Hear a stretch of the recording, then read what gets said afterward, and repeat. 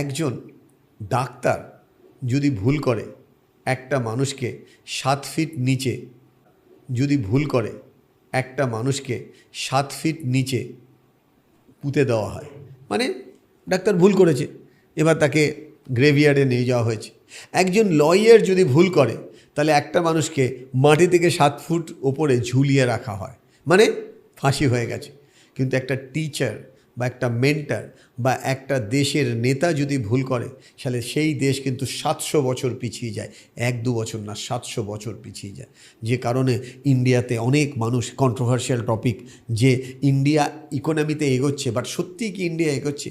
যেভাবে পৃথিবীর বিভিন্ন দেশ এগোচ্ছে, ইন্ডিয়াতে এত জিডিপি, এত সাকসেসফুল লোক, এত ব্রেন ড্রেন হয়ে যাচ্ছে। রাইট অর রং আমি বোঝাতে পারছি আশা করি। সো এটা খুব important, as a teacher, as a mentor, আমি কি ডেলিভার করছি, বা একজন দেশের রাজনৈতিক নেতা হতে পারে, দেশ